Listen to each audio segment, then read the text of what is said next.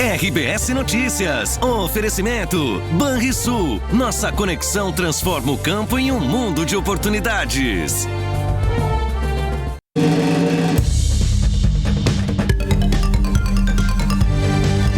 Boa noite. Boa noite.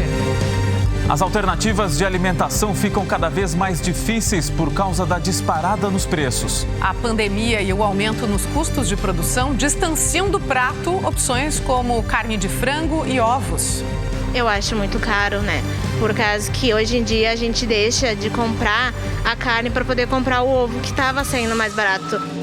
Na tentativa de conseguir renda, milhares de pessoas recorrem a benefícios sociais. Só em Canoas, mais de 5 mil moradores se inscreveram num único dia depois do anúncio de mais uma edição do auxílio emergencial.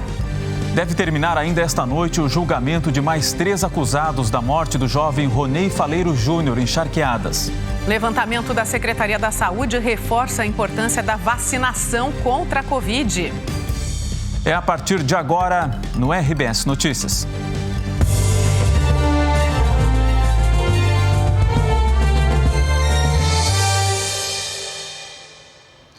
Com o aumento do preço do ovo e do frango, o consumidor vem se desdobrando para incluir proteínas na alimentação diária.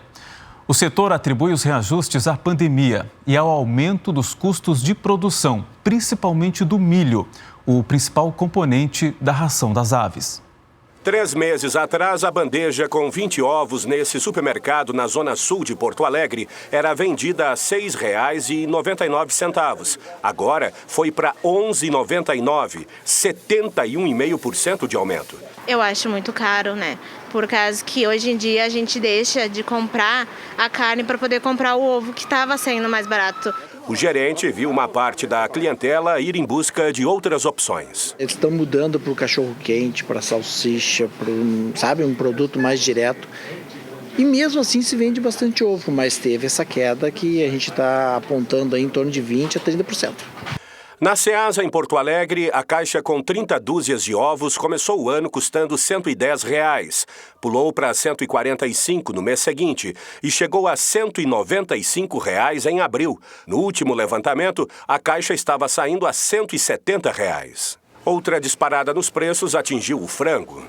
Os comerciantes têm procurado se adaptar a essa nova realidade e oferecem para o consumidor outras alternativas. Nesse supermercado, por exemplo, o quilo do frango inteiro está a R$ 14,99. Mas o consumidor tem outras opções. Pacotes menores, como este aqui, ó, R$ 6,92. Então a gente procura desmembrar esses frangos para que todo o nosso consumidor consiga comprar tudo com o menor preço. No supermercado visitado, a bandeja com 750 gramas de filé de peito estava sendo vendida a R$ 21,99. O peito com osso, R$ 16,99. O mais em conta era o fígado de frango, R$ 9,99 por 700 gramas. O Rio Grande do Sul é o terceiro maior produtor de frango do país. Os aumentos dessa carne e ovos estão diretamente ligados aos custos de produção. O milho, o principal alimento das aves, teve uma alta surpreendente. Nós acusamos aí até agora um aumento na ordem aí de 12%, né, no quilo do frango, em detrimento ao alto custo de produção. Né, que se nós formos avaliar nos últimos 2 anos, o preço do milho, que é 70% da ração das aves, subiu em torno de 75% a 100%.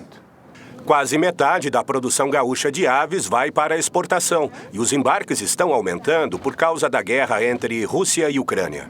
20 anos atrás, o frango virou o símbolo do Plano Real, que derrubou a inflação e deu nome à moeda que usamos até hoje. Naquela época, o quilo custava R$ 1 ou menos. Carne de gado subiu demais. A gente tem que apelar para esse aqui. Jamais voltará. Nós vivíamos num outro cenário, né, de economia, de custo de produção da lavoura, né, do mercado disponível para o produtor de grão. Ele não tinha naquele tempo lá a opção de exportar como ele tem hoje. A presidente da Associação Gaúcha de Nutrição considera preocupante o aumento da carne de frango e dos ovos, porque são proteínas importantes para o nosso organismo. As proteínas de origem animal são as proteínas que nós dizemos que são de alto valor biológico, né? Porque elas têm todos os aminoácidos importantes necessários para nós. A gente sempre diz que é importante 1 a 2 vezes no máximo a carne vermelha, né, por semana, e o restante, então, ovos, frango, né, proteínas mais magras, e que ainda tem essa questão do valor, né, ser mais acessível. E com tudo tão caro, milhares de pessoas recorrem a benefícios sociais para buscar renda. Mais de 8 mil pessoas já se inscreveram para conseguir o auxílio emergencial em uma cidade da região metropolitana. Só quem tem família para sustentar e pouco dinheiro no bolso sabe o peso dessa responsabilidade. A dona Vera cuida de 2 netos e durante a pandemia contou com a ajuda de programas sociais para ter um pouquinho a mais de renda. O Auxílio Brasil eu recebi do meu, que eu criei 2 netos comigo, né? Um está no ensino médio, outro estuda nessa escola aqui. Até dezembro eu consegui, depois eles tiraram. Tá muito difícil porque é tudo muito caro, né? Olha uma lata de óleo, R$11. Tudo muito caro. E o leite, quase R$10 um litro de leite, não tem como. Em abril, mais de 96 mil famílias gaúchas, como a da dona Vera, aguardavam para receber o benefício federal.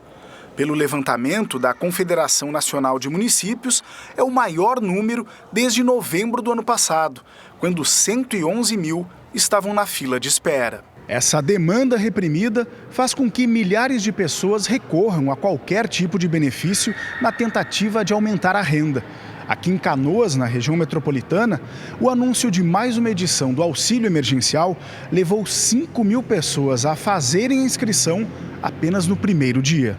A procura pelo benefício, que segue com cadastro aberto até o dia 15, é a maior de todas as 4 edições. Nós temos um pré-requisito, é estar desempregado. E esse vai ganhar mais ponto por estar desempregado, mulher chefe de família e também aqueles que estão no CAD único. É essas pessoas que nós queremos atingir, que não conseguiram ter efetivamente atendimento em outros programas sociais do Brasil, do Estado.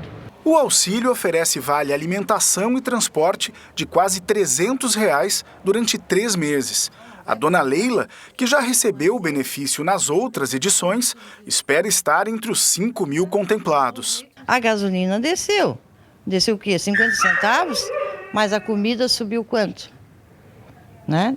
Continua subindo. E o auxílio me ajuda muito, porque dá para mim comprar alguma coisinha, né? A ajuda municipal também é a esperança para a dona Ilka sair do sufoco financeiro. Aos 62 anos, mãe de 2 filhos, ela não consegue mais trabalhar como diarista. Falta dinheiro para ter comida na mesa e para pagar as contas de luz. Eu paguei só para amenizar um pouco, né? 130 com 15. E aí, hoje vence a outra já, e daí? Até a minha luz cortaram. Muito impressionante. Cada vez fica pior. Não sei o que vai ser. O que eu vou fazer, né? Tem que esperar. Deve terminar ainda esta noite o julgamento de mais 3 acusados da morte do jovem Ronei Faleiro Júnior em Charqueadas. Veja a seguir.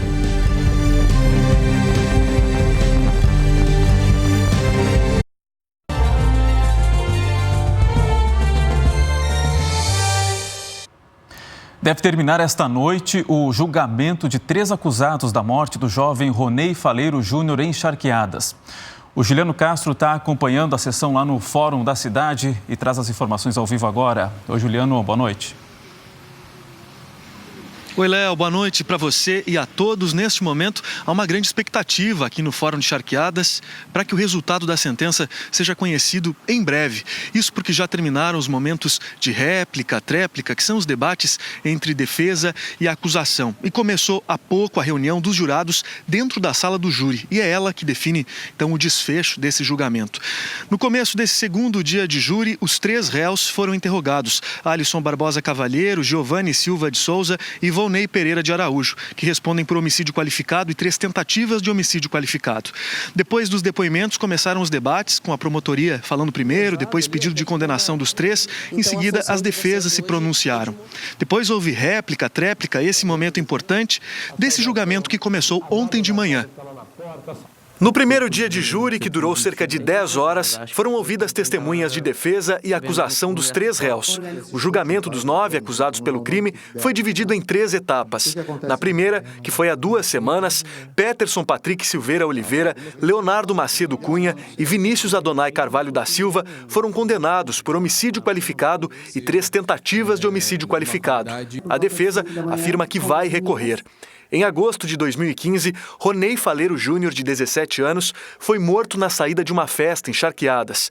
Na época, câmeras de segurança flagraram agressões ao jovem, ao pai dele e a mais 2 amigos que Ronei levaria de carona. Os agressores, de acordo com o Ministério Público, faziam parte de um grupo que tinha uma rixa com um dos caroneiros. A terceira etapa desse júri, para mais 3 acusados, está prevista para começar na segunda-feira que vem. E há um 10º acusado de envolvimento nesse crime, que foi denunciado mais tarde, por isso o caso dele é apurado em outro processo. Bom, a expectativa aqui no Fórum de Charqueadas é que o resultado, então a sentença, seja conhecida antes mesmo das 11 horas da noite. A gente segue acompanhando tudo por aqui. Léo e Simone. Valeu, obrigado, Juliano. O Ministério Público Estadual apresentou denúncia contra o prefeito afastado de Canoas, Jairo Jorge, e outras 16 pessoas por corrupção, lavagem de dinheiro, falsidade ideológica e peculato. Segundo o MP, esses crimes teriam sido cometidos entre 2020 e 2021, relacionados à dispensa de licitação e contratos para a prestação de serviços terceirizados de limpeza e de copa. A defesa de Jairo Jorge divulgou uma nota dizendo que a partir de agora, após 14 meses de investigação, será possível apresentar a defesa esclarecendo todos os fatos. O advogado completa afirmando que sempre houve firme crença na justiça e nas instituições. 4 pessoas foram mortas na zona norte de Porto Alegre. Por causa da violência na região, as aulas foram suspensas hoje na Escola Estadual Baltazar de Oliveira Garcia. A polícia está investigando os crimes e acredita que tenham relação com o tráfico de drogas. Bandidos invadiram uma casa no bairro Rubem Berta no fim da noite de ontem e mataram a tiros uma mulher de 21 anos que estava grávida. Pouco depois, outras 3 pessoas foram mortas no bairro Mário Quintana. Segundo a polícia, os crimes podem estar relacionados. 2 homens e uma mulher que estavam na rua foram mortos a tiros. Os disparos partiram de um carro. Um homem de 41 anos e uma mulher de 21 morreram no local. Outro homem de 43 anos foi levado para o hospital, mas também morreu. Mais de 40 tiros foram disparados em cada local, segundo a polícia. No norte do estado, foram enterrados hoje os corpos das 7 vítimas do acidente entre uma van e um caminhão em Constantina. O céu nublado do início da manhã parecia acompanhar a tristeza que se espalhou pela cidade de 10 mil habitantes. Todo mundo conhece todo mundo, cidade pequena, então foi um choque assim que todo mundo ficou apavorado, né? Dor e muita emoção na despedida da pequena Helena, de apenas 2 meses, e da mãe dela, de 31 anos. Rosane era a madrinha da menina. Um choque grande. Pela manhã, o corpo do motorista da van, Magno Zanella, foi velado na capela mortuária do município. Um motorista sempre atencioso, cuidadoso, educado com os pacientes com os quais ele conduzia. Enquanto as despedidas ao motorista aconteciam na capela, ao lado passava o cortejo de Geni Emília dos Santos, de 50 anos. Os corpos das 7 vítimas foram enterrados hoje. A previsão era de que 8 pessoas viajassem na van, o motorista e 7 pacientes. O primeiro da lista era o seu Moacir. Ele tinha uma consulta marcada no hospital de Jabuticaba, mas se atrasou e não chegou a tempo para o embarque. Peguei no sono e acordei às 6h30, a hora da partida daqui.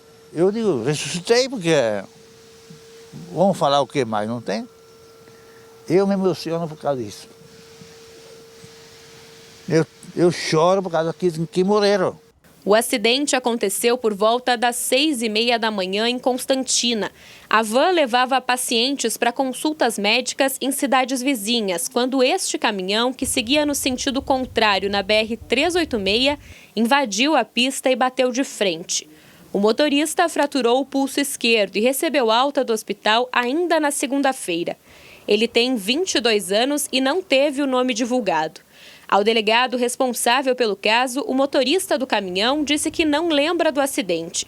Ele vai ser chamado para prestar um novo depoimento esta semana e deve ser indiciado por homicídio culposo no trânsito quando não há intenção de matar.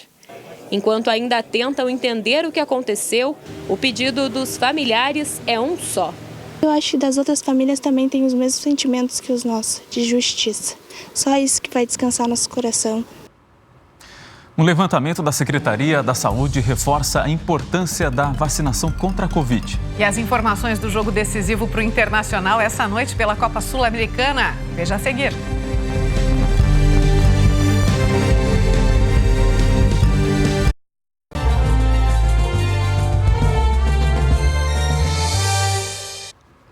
Um levantamento da Secretaria Estadual da Saúde mostra o risco maior de morte por Covid entre pessoas que não tomaram nenhuma dose das vacinas. E esse risco aumenta quanto maior a faixa etária. A Secretaria Estadual da Saúde analisou o boletim das mortes por Covid nos 6 primeiros meses desse ano. Cruzou com dados sobre a taxa de vacinação em cada faixa etária e fez um comparativo dos óbitos entre pessoas não vacinadas e vacinadas com 2 doses, o chamado esquema primário. A base de dados é a do Ministério da Saúde. Na faixa de 12 a 29 anos, a incidência de morte entre os vacinados é de mais ou menos 1 caso para cada grupo de 100 mil habitantes. Entre as pessoas que não tomaram a vacina, é 3 vezes mais. Dos 30 aos 59 anos, o risco de morrer pela doença é 5 vezes maior entre quem não fez a vacina. E sobe ainda mais para pessoas acima de 60 anos. Nessa faixa, a incidência de mortes para quem não fez o esquema primário é de mais de 600 casos a cada grupo de 100 mil habitantes. Esses têm 6 vezes mais chance de morte por Covid do que os que se vacinaram. Certamente, essa razão de risco vai aumentar ainda mais, né? Porque quanto mais doses, né, mais resposta imune as pessoas terão, né? Até porque já se sabe, por estudos, que há uma perda da resposta imune ao longo do tempo, né? Então, quanto mais vacinas, mais atualizadas, mais em dia as pessoas estiverem com o seu esquema vacinal, mais chances dela ter uma melhor resposta quando infectadas pelo SARS-CoV. Para se ter uma ideia de como a vacinação mudou o cenário da pandemia no estado, no pior momento, entre março e abril do ano passado, eram mais de 2.600 pessoas internadas com Covid nas UTIs. Naquela época, a vacinação recém tinha começado e apenas para os grupos de risco e idosos. Mais de 1 ano depois, a imunização avançou para quase todos. Hoje, 80% da população tem o esquema primário completo. E as taxas de internação e de morte pela Covid mudaram drasticamente. Entre suspeitos e confirmados da doença, existem 184 internados em UTIs. Muito pouca gente tem precisado de cuidados mais intensivos por causa da Covid, né? Mas, como sempre, são aqueles que não se vacinaram, são aqueles muito mais idosos ou os transplantados, os imunodeprimidos de modo geral. Então, por isso que essas pessoas precisam fazer doses de reforço, porque são justamente nelas que os anticorpos caem muito mais rápido. Então, as pessoas têm que estar vacinadas com esquema de reforço para se proteger de formas graves. De acordo com o painel de monitoramento do estado, mais de 600 mil pessoas ainda nem fizeram a segunda dose. E 2.700.000 seguem com a dose de reforço em atraso. A gente já tem 11 bilhões de vacinas aplicadas, né, de doses de vacinas aplicadas no mundo inteiro, e realmente assim com um perfil de segurança muito bom. A gente sabe também que a doença quando a doença é grave, ela pode gerar efeitos por meses, pode atrapalhar bastante a vida da pessoa. Então, para que arriscar, né, passar por tudo isso se existe a vacina? A vacina não serve só para proteção individual. Ela é também a maneira mais eficaz de eliminar a circulação do vírus. Quanto mais gente imunizada, menos ele se multiplica e menor é a chance da produção de novas variantes, que acabam escapando da imunidade oferecida pelas vacinas. A gente foi criado num sistema onde a vacina faz parte da nossa educação. Não tem nada demais e é muito importante que todos se vacinem. A gente tem que pensar no coletivo. A gente tem que se proteger. Seja a vacina que for, a dose que for, vamos tomar, é de graça e protege todo mundo. É isso aí. Vamos ver como está a vacinação no estado, então? Os cálculos consideram os grupos que podem ser imunizados contra a Covid. Hoje chegamos a 85,5% da população a partir de 5 anos de idade com a segunda dose ou a vacina de dose única. Muitos já poderiam ter tomado a dose de reforço, como a Cristine nos contou na reportagem, mas na prática os que já tomaram pelo menos uma dose de reforço são 54,48% dos moradores do estado com 12 anos de idade ou mais. E as mortes continuam aumentando. Só hoje foram confirmadas mais 29. Com isso, chegamos a 40.100. E mais 4.467 casos foram incluídos nos registros oficiais. Com essa atualização, o cálculo da média móvel de mortes indica um grande aumento de 80%. Agora, a média é de 18 mortes por dia.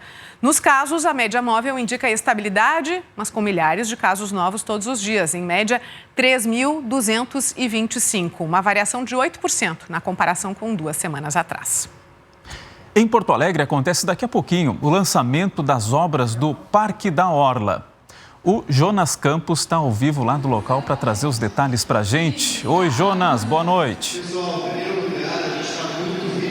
Boa noite, Léo. A quem nos acompanha, começou agora o evento aqui na casa do professor Gaúcho, no Parque Maurício Sirotsky Sobrinho, em Porto Alegre. E daqui a pouco vai ser lançada a pedra fundamental. O Parque da Orla vai transformar o trecho 1 da Orla do Guaíba e o Parque Maurício Sirotsky Sobrinho, entre o gasômetro e a Rótula das Cuias, em um grande complexo temático e turístico, com inspiração na cultura, no folclore, na história e nas etnias do povo gaúcho. Ele vai ser referência cultural e de lazer o ano inteiro. O projeto está dividido em 4 fases. Além do tradicional acampamento Farroupilha, no Parque Harmonia será instalada, olha só, uma roda gigante com 66 metros de altura, 30 cabines fechadas e climatizadas, com capacidade para 6 pessoas cada uma. A Casa do Gaúcho vai ser remodelada. Nós conversamos com uma das responsáveis por esse projeto. Vamos ver o que ela diz. A primeira fase, então, que contempla a questão do coração do parque, que a gente está chamando de Praça da Harmonia, com as vilas temáticas, mais a Casa do Gaúcho, a churrascaria e o espaço de eventos. Essa entrega, então, fica já para o segundo semestre de 2023, então no próximo ano.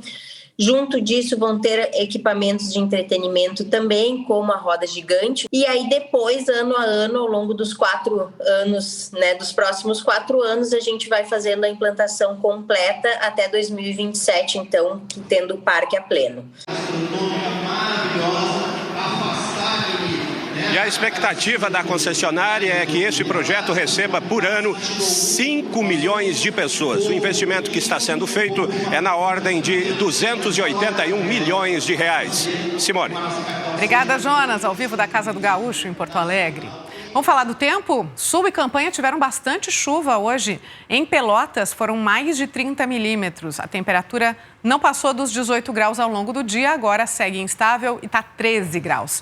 Amanhã continua chovendo no sul e na Campanha e as pancadas podem ser fortes com raios e vento. Fronteira Oeste deve ter chuva pela manhã também com vento forte. Nas outras regiões, sol, mas o dia pode começar com nevoeiro no leste, na Serra, no norte e também no centro do estado. Previsão de mínima de 13 graus em Bagé e 18 em Cruz Alta. Máxima de 24 graus em Caxias do Sul e 28 em São Borja. Em Porto Alegre, máxima de 25. Amanhã não deve chover, mas hoje choveu fraquinho em alguns pontos no fim da tarde. Agora a cidade está coberta de nuvens, um pouco difícil de ver. Nas próximas horas pode chover fraco de novo em alguns bairros da capital. Está fazendo nesse momento em Porto Alegre 15 graus, Léo. Com certeza, essa chance de chuva fraca, Simone, não está assustando os milhares de torcedores do Internacional que estão chegando agora no estádio Beira-Rio para o jogo de logo mais pela Copa Sul-Americana. Bruno Halper está lá ao vivo e conta para a gente como é que está o ambiente aí, Bruno. Boa noite. Fala, Léo. Muito boa noite a todos. É o jogo do ano para os colorados, por isso o Beira-Rio vai estar lotado. É aguardado o maior público do ano no estádio, 40 mil torcedores. E além da festa, dentro do Beira-Rio, os colorados já estão protagonizando a chamada Ruas de Fogo, que é aquela super recepção já tradicional em dia de grandes jogos. Daqui a pouquinho a delegação do Inter está deixando o hotel e os torcedores vão receber o ônibus com sinalizadores, fumaça e fogos de artifício. O trajeto começa no Gigantinho e segue até a estátua do Fernandão. Lembrando que os sinalizadores só podem ser acesos fora da área do Beira-Rio. Não pode ser no pátio nem nas arquibancadas, já que o clube pode ser punido pela Conmebol. Lembrando que o ingrediente que traz ainda mais expectativa para os colorados é que o Inter precisa reverter uma desvantagem de 2-0 sofrida para o Colo-Colo lá no Chile. Fazendo 2 gols nos 90 minutos, no tempo normal, leva a decisão para os pênaltis, 2 gols de diferença no caso. Se conseguir fazer a classificação dentro dos 90 minutos, classificação direta, aí o Inter vai ter que fazer 3 gols de diferença no Colo-Colo, por isso o apoio do torcedor é fundamental. Dentro de campo, o técnico Mano Menezes conta com 2 retornos importantes, o Bustos e o Depena. Moisés deve seguir entre os titulares, Alan Patrick no comando do meio-campo, Alemão e David brigam por uma vaga no comando de ataque. Vale passagem às quartas de final da Copa Sul-Americana, é noite de Ruas de Fogo, Beira-Rio lotado, noite quente, e eu volto com você aí no estúdio, Simone. Obrigada, Bruno. Tá bonita a festa, né? Festa, boa sorte ao Inter. Bom, o RBS Notícias está terminando. Mais notícias às 8h30 no Jornal Nacional. Boa noite. Boa noite e até amanhã.